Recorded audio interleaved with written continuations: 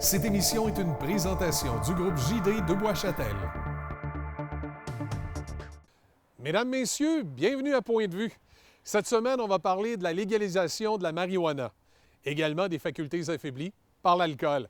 Le 17 octobre 2018, il y a donc maintenant plus d'un an, le gouvernement fédéral légalisait de façon récréative la marijuana. Qu'en est-il? On sait que chacune des provinces a dû établir d'abord sa réglementation, ensuite les municipalités dans chacune des provinces. Dans le cas du Québec, évidemment, dans plusieurs cas, les MRC ont dû harmoniser le tout. On sait par exemple qu'il y a des disparités entre le Québec et les autres provinces. Dans d'autres provinces canadiennes, vous pouvez avoir des plants de marijuana à la maison. Ce n'est pas le cas du Québec, mais encore là, on sait que des décisions de justice sont à venir dans ce dossier qui pourraient modifier la donne. Dans un premier temps, on s'est entretenu avec le maire de l'Ange-Gardien, qui est le préfet de la MRC de la Côte-de-Beaupré, qui va nous parler justement de la mise en place de ces règlements dans cette MRC.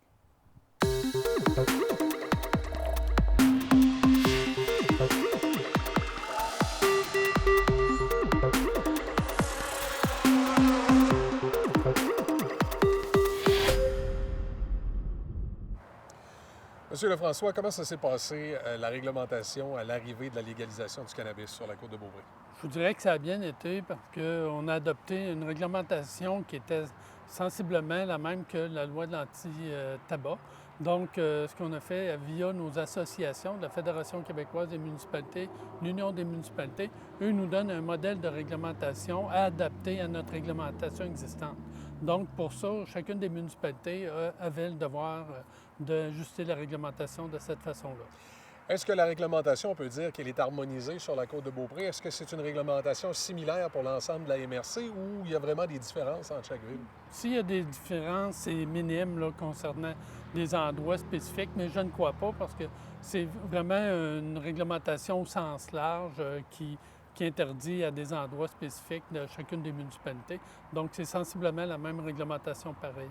Donc, ça a été accepté et entériné par chacune des villes individuellement, mais une réglementation qui, somme toute, est semblable d'une ville à l'autre. Oui, est semblable. On avait l'obligation d'ajuster notre réglementation en conséquence avec les parcs, les endroits publics. Donc, c'est ce qu'on a fait. Et chacune des municipalités avait le devoir de le faire. Est-ce qu'il y a eu par la suite une rencontre avec les gens de la Sûreté du Québec qui doivent appliquer ces règlements-là sur le territoire?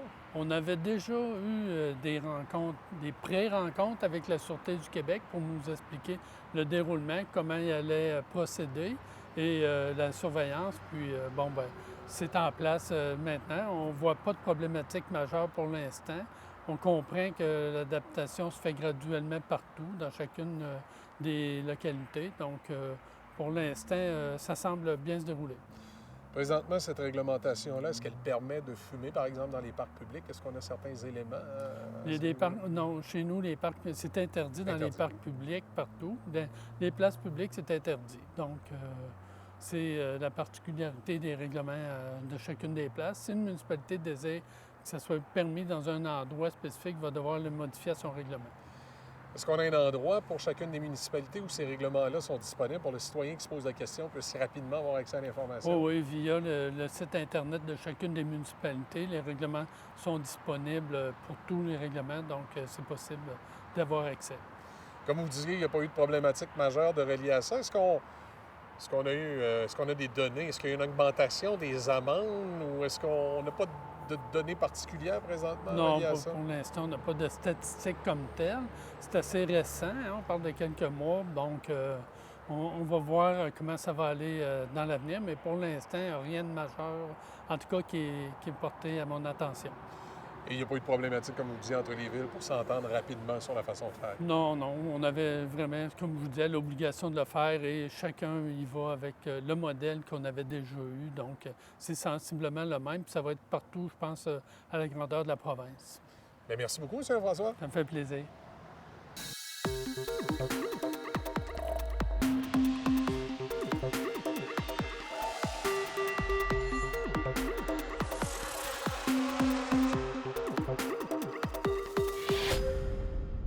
Il va de soi qu'avec la légalisation de la marijuana, le travail des policiers a été modifié. On a dû faire des formations spécifiques aux drogues, malgré qu'il y avait déjà des façons de faire pour détecter les facultés affaiblies avec la drogue. À travers le pays, pour ce qui est entre autres de données récentes de la police provinciale de l'Ontario et de la Sûreté du Québec, on a vu dans les deux provinces une augmentation du nombre de facultés affaiblies globales. Est-ce véritablement lié à l'utilisation ou à la détection de la marijuana ou tout simplement une situation passagère? Il est encore trop tôt pour le dire. Nous avons, dans un premier temps, rencontré le porte-parole de la Sûreté du Québec, M. Louis-Philippe Bibeau, qui nous donne un peu plus de détails sur le travail de la Sûreté du Québec dans ce dossier.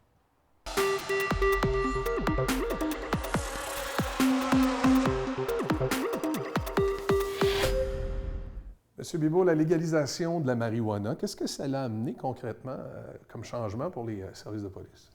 Bien, un an plus tard, le bilan qu'on peut tracer, il y a deux, je dirais, catégories là, que la Sûreté du Québec ont pu se prémunir ou se préparer avec la légalisation. On parle soit au niveau de la lutte à la contrebande et le volet sécurité routière. Au niveau de la lutte de la contrebande, bien, effectivement, ça existait déjà, le marché illicite du cannabis. Et la lutte se poursuit justement pour diminuer l'accessibilité au niveau du cannabis illicite et vraiment aussi venir enrayer la production. Donc, on a eu des opérations d'éradication, on a eu des producteurs du monde qui ont été arrêtés en cours d'année. Je vous dirais là, que c'est près de 1500, 1500 perquisitions et près de 1400 arrestations reliées avec la production, la contrebande de cannabis illicite. Donc, on est très actifs et le but est vraiment de diriger les gens à aller acheter du cannabis légal à la SQDC. Rappelons qu'une personne peut posséder 30 grammes personnellement dans des lieux extérieurs de la maison. Et à la maison, c'est 150 grammes. Mais la particularité, c'est que s'il y a 4 adultes, c'est 150 grammes total. Ce n'est pas 150 grammes par individu. Par personne. C'est par résidence de personnes adultes légales. Et on sait très bien que là, avec les nouvelles dispositions qui s'en viennent, en début d'année, ça va devenir 21 ans. Donc, c'est pour pouvoir posséder, faire l'achat, c'est 21 ans. Et les gens qui voudraient avoir plus d'informations, il y a le site encadrementcannabis.gouv.qc.ca qui vient donner toutes les questions, répondre aux questions que les gens pourraient avoir tant qu'à la possession ou les cadres légales. Donc, en 2020, dès le 1er janvier, 21 ans, et dès maintenant, la possession et la consommation dans les lieux publics, écoles, parcs, ça, est interdite. Donc, ce qui est important, je dirais, de retenir là, pour le citoyen, c'est que si, oui, il y a une certaine consommation là, maintenant qui est légalisée, qu'il y a une certaine possession d'une quantité, le reste n'est pas plus légal. Là. Si tu en produis, si tu en distribues, si tu en vends, puis que les policiers sont au fait, là, il y a des accusations, évidemment, qui sont toujours portées. Là. Les gens peuvent en posséder, en consommer, en respectant les règlements. Au niveau de la production, de la vente, c'est la SQDC qui a le mandat d'effectuer ces actions-là. Donc, tout ce qui est de production. Avoir un plan à la maison, ici au Québec, c'est interdit. D'avoir de 0 à 4 plans. Là, 1 et 4 plans, c'est une infraction pénale. Passer 4 plans, ça devient une infraction criminelle. Donc, au Québec, on ne peut pas cultiver. Bien entendu, certaines personnes peuvent avoir des dispositions au niveau du cannabis médicinal. Donc, on va avoir permis là, qui vont être émis par Santé Canada. Mais là, c'est d'autres. C'est pas monsieur, madame, tout le monde, puis c'est des exceptions. On tombe dans une autre structure. Oui. Évidemment, suite à ça, là, les policiers ont eu des formations pour pouvoir, si on veut, lors des interceptions, avoir des façons de faire là, pour détecter le cannabis. Bien, au fil des années, la conduite avec capacité affaiblie avec l'alcool et la drogue, ou une combinaison des deux, était déjà présente. Fait que la Sûreté du Québec fait déjà plusieurs années qu'on se prépare à lutter contre ce phénomène-là. Donc, à l'heure actuelle, c'est plus de 90 voire 93 des policiers qui sont formés dans les épreuves de coordination de mouvement. Donc, ces épreuves-là, c'est 3 épreuves qui sont faites en bord de chemin, en bord de route, pour pouvoir détecter si un conducteur a les capacités affaiblies, soit par l'alcool ou la drogue. Donc, on est préparé. Et en plus de ça, il y a une soixantaine d'agents évaluateurs experts en reconnaissance de drogue qui ont été formés. Eux vont intervenir une fois que le policier va avoir acquis les motifs raisonnables de croire que la personne a les capacités affaiblies par la drogue, ou une combinaison des deux. Il va être appelé à venir voir le sujet qui était en état d'arrestation et lui faire passer une batterie de tests. C'est 12 tests pour en venir à déterminer quel type de stupéfiant qu'il a pu consommer et exiger un prélèvement là, corporel. Là. Souvent, c'est un test d'urine qui sera envoyé en analyse pour bien sûr là, déterminer quel stupéfiant ou drogue qu'il y a dans son système qui vient diminuer. Parce qu'il faut comprendre que la capacité affaiblie, soit par l'alcool ou la drogue, ou toutes les grandes généralités, c'est la cause numéro 1 des collisions avec blessés graves et mortels au Québec. Donc, c'est un fléau, il faut l'enrayer. Et à la Sûreté du Québec, on est prêt à intervenir pour faire diminuer là, et améliorer le bilan routier.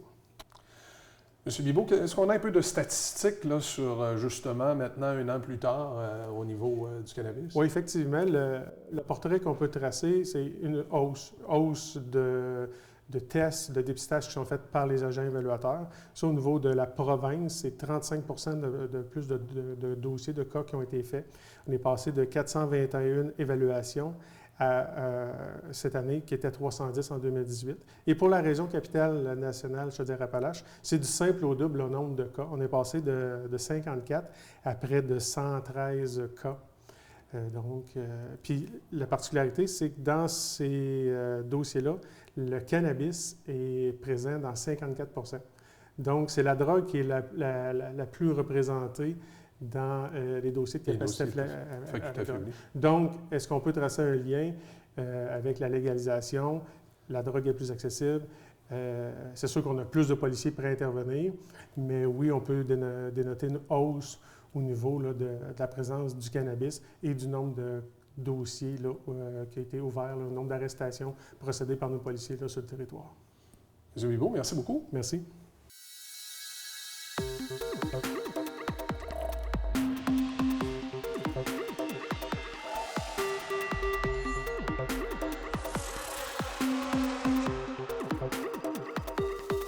Évidemment, comme vous avez pu le constater dans l'entrevue avec M. Bibeau, il y a eu des formations spéciales et des agents évaluateurs. Ces gens ont pour travail, évidemment, lors de l'arrestation, dans les moments qui suivent, d'évaluer si effectivement vous avez consommé de l'alcool, de la drogue. Il y a différents tests, différentes façons de faire qui permettent de déterminer si effectivement vous avez les facultés affaiblies. Encore là, le fameux 0,8 mg ou les autres règlements rentrent en ligne de compte pour déterminer si des accusations seront portées contre vous. Nous allons justement discuter avec un agent évaluateur qui va nous expliquer, étape par étape, qu'est-ce qui se passe à partir du moment où vous avez été intercepté par les policiers et que ce dernier a de bonnes raisons de croire que vous pourriez avoir les facultés affaiblies, que ce soit par l'alcool ou par les drogues. On écoute l'agent évaluateur Martin Laprise de la Sûreté du Québec.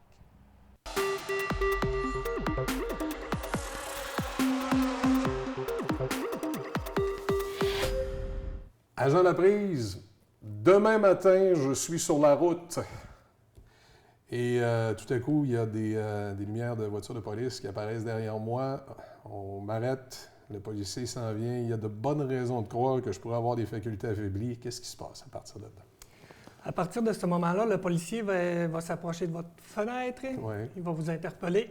Si le policier a des motifs raisonnables de soupçonner l'alcool et ou la drogue, le policier peut vous faire descendre de votre véhicule et vous faire passer les épreuves de coordination de mouvement par rapport à la drogue et l'alcool, et aussi un appareil de détection approuvé. Par la suite, si le policier a des motifs raisonnables de croire, il est certain que vous êtes en état d'ébriété par l'alcool et ou la drogue, il vous amène directement à l'alcotest au poste. Okay. Ou, si c'est juste seulement la drogue, il va vous apporter à un agent évaluateur qui, lui, est au poste et va procéder à une évaluation rendue au poste. Donc, bon, évidemment, là, dans le cas de l'alcool, est-ce qu'il y a toujours l'appareil dans la voiture de police où on peut souffler, là, que ça fait juste donner une indication, présence ou pas, et on doit compléter au poste de police? L'appareil de détection approuvé, oui. Les policiers, la majorité des policiers de la Sûreté du Québec sont formés pour ça. C'est ça. Mais malgré ça, si je n'ai pas d'alcool, il peut se dire qu'il est en état d'ébriété, peut-être affecté par les drogues. À ce moment-là, l'agent évaluateur, j'arrive à l'agent évaluateur. Vous êtes un agent évaluateur, d'ailleurs, M. Laprise.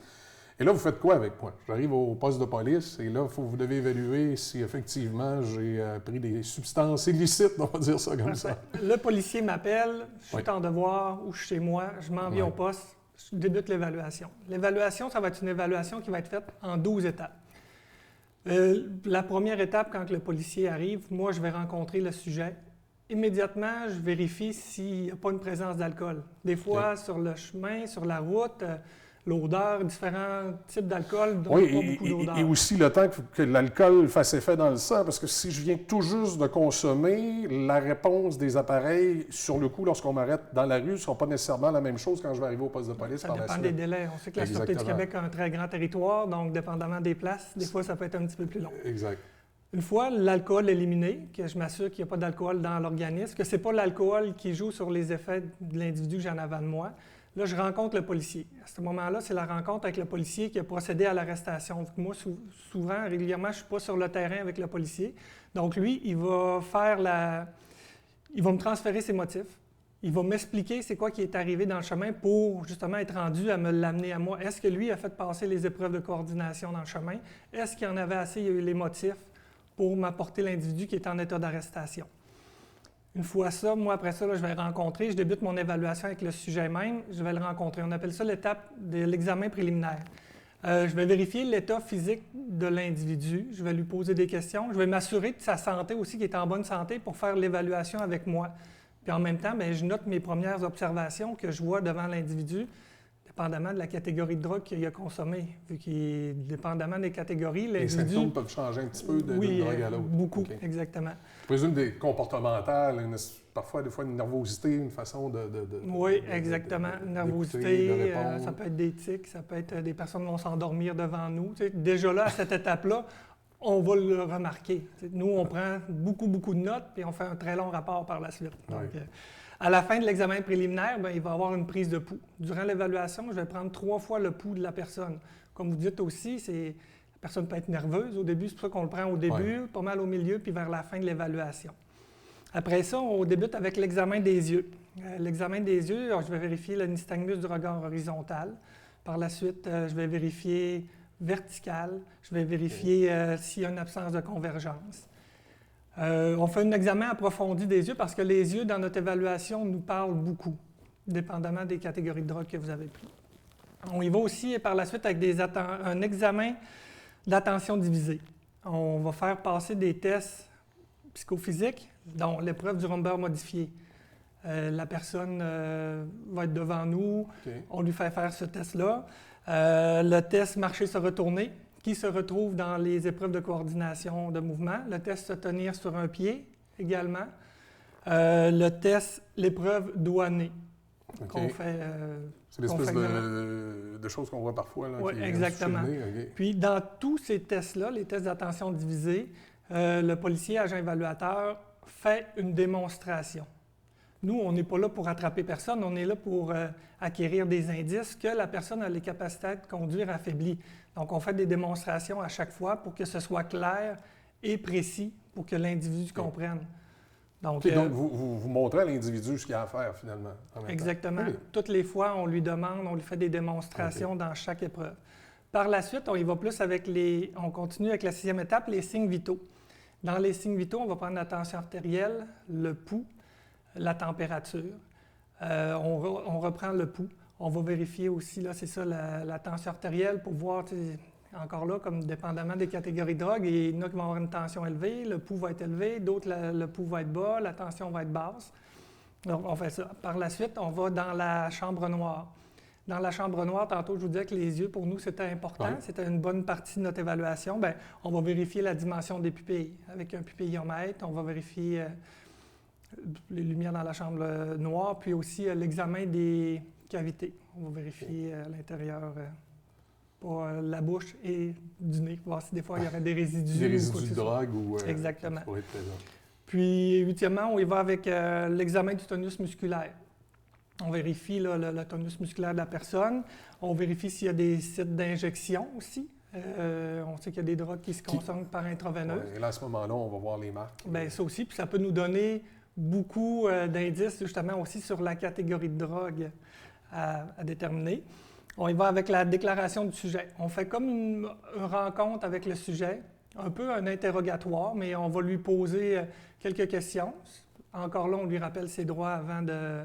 S'il veut nous parler ou s'il ne veut pas nous parler, c'est celui qui... c'est selon lui. Puis après ça, il faut émettre notre opinion. C'est qu'à la suite de notre évaluation, moi, j'ai acquis les motifs raisonnables de croire que l'individu a la capacité affaiblie par une drogue. Mais moi, il ne faut pas que je dise la drogue en tant que telle, il faut que je dise une catégorie. Okay. Donc, on a 7 catégories dans le programme d'évaluation de classification des drogues. Puis après ça, bien, il va avoir, moi, une fois que j'ai acquis mes motifs, je vais lui ordonner de fournir un prélèvement d'urine. Avec le prélèvement d'urine, on envoie ça au laboratoire à Montréal, puis eux nous donnent un retour. Eux vont nous dire la présence, tout ce qui est trouvé. C'est vraiment, c'est ça, tout ce qui a été trouvé dans l'urine à ce moment-là. En gros, c'est ce qui consiste en notre travail d'agent évaluateur. C'est une évaluation qui prend entre 45 minutes et 1h15, dépendamment du sujet. Et là, à ce moment-là, l'individu qui a tout rempli, puis là, évidemment, on a toutes les bonnes raisons de croire qu'il avait les facultés affaiblies, que ce soit, comme on disait, que par les drogues ou encore l'alcool qui aurait pu être détecté en début. Là, il est officiellement en arrestation. Là. Il ne part pas de là avec son auto, non, c'est sûr. Là, il est en état d'arrestation, son permis de conduire est suspendu.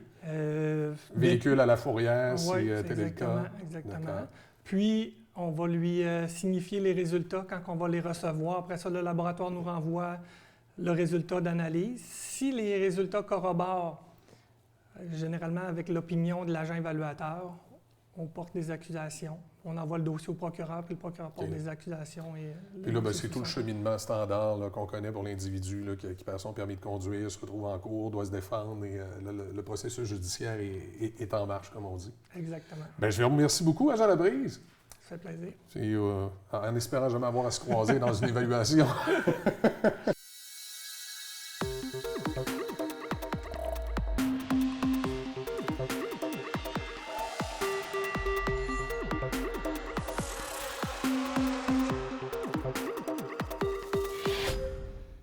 Évidemment, lorsqu'on parle des drogues et on parle de l'alcool, une des questions qui est toujours présente, les jeunes. Comment ça se passe avec nos jeunes? De quelle façon peut-on les aider? Ont-ils des ressources pour justement faire avec eux de la prévention, même parfois de la répression, pour éviter qu'il se passe de mauvaises situations? Les jeunes ont évidemment, tout comme les adultes, accès à beaucoup de ressources, mais l'une particulièrement pour les jeunes, c'est les fameuses maisons des jeunes.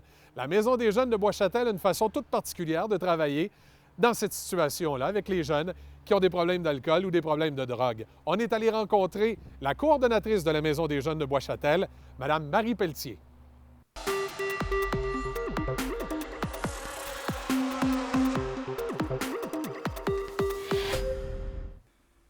Marie, pour vous, qu'est-ce que ça a changé à la Maison des jeunes, cette légalisation de la marijuana? Ça va faire évidemment maintenant plus d'1 an. Pour nous, en fait, au niveau de nos jeunes, ce que ça a changé, c'est que maintenant, ils ont accès à du cannabis légal et contrôlé. Fait que maintenant, ils savent qu'est-ce qu'ils consomment. Hein. Sur les pots, il est inscrit, en fait, la quantité soit de THC ou de CBD. Fait que c'est à ce niveau-là. Ça a permis aux jeunes qui consommaient d'avoir accès à du cannabis. Ça n'a pas fait augmenter nécessairement le nombre de jeunes. C'était des jeunes déjà qu'on savait qu'il y avait des liens de consommation. Exactement. Puis je vous dirais même que moi, ça fait 15 ans là, que je coordonne la Maison des jeunes. Puis j'ai vu en fait une diminution là, chez les jeunes en bas de 18 ans de leur consommation. Puis c'est ça. Fait que c'était à ce niveau-là là, que ça a changé au niveau des jeunes. Mais pour nous, l'organisme, qu'est-ce que ça a changé? C'est qu'on a eu accès, en fait, à un financement qui vient de la Direction de la santé publique de la capitale nationale, qui est en lien avec la prévention là, du cannabis. Comment ça se passe, cette prévention-là? Est-ce que c'est plus répressif, préventif? Comment on travaille ici? Ici, on travaille, en fait, c'est en prévention, puis nous, notre approche est en réduction des méfaits. Ce que ça veut dire, c'est que nous, on travaille dans une perspective de réduire les risques chez les jeunes, que ce soit sur leur consommation, mais sur leurs habitudes de vie. Fait que c'est sûr que nous, d'avoir eu accès, entre autres, à ce financement-là, bien, on peut, avec les jeunes, travailler au niveau de modifier leur consommation, puis de leur donner une bonne éducation là, sur leurs habitudes. Est-ce que les autres produits, on a vu des changements au cours des dernières années, comme l'alcool, par exemple? Bien, c'est ça. Et je suis contente que tu le mentionnes parce que effectivement, c'est la substance avec laquelle On a toujours eu à travailler, à donner, dans le fond, beaucoup d'éducation, puis, tu sais, en fait, d'outiller nos jeunes par rapport à leur, surtout la consommation excessive d'alcool, parce que c'est à ce niveau-là qu'on vit, dans le fond, des petites problématiques avec les jeunes.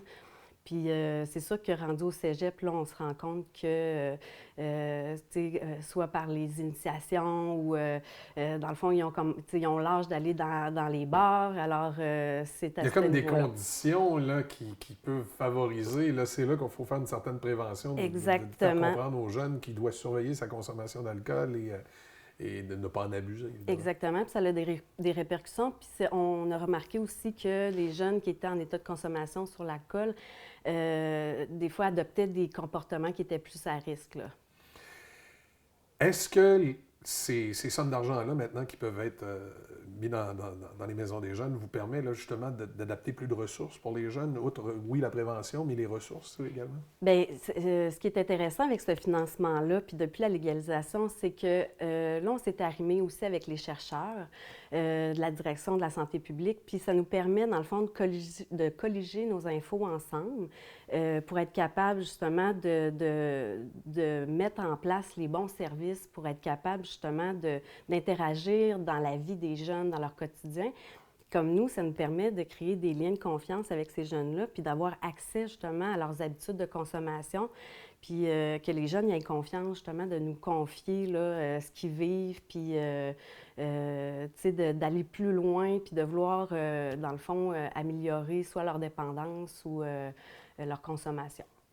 Bien, merci beaucoup, Marie, pour cette entrevue. Puis, Avec plaisir. on vous souhaite une bonne continuité de pouvoir continuer d'aider les jeunes dans leur milieu. Merci.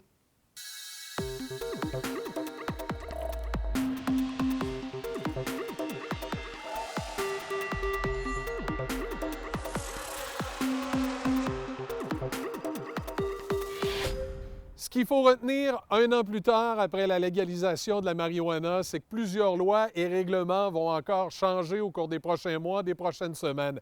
Il faudra, comme citoyens canadiens, faire attention lorsqu'on change de province, qu'on se promène à travers le pays, parce que là, également, il y a des changements dans les réglementations. Et ce qui peut être permis au Québec ne le sera pas nécessairement si vous êtes en Ontario, et vice-versa.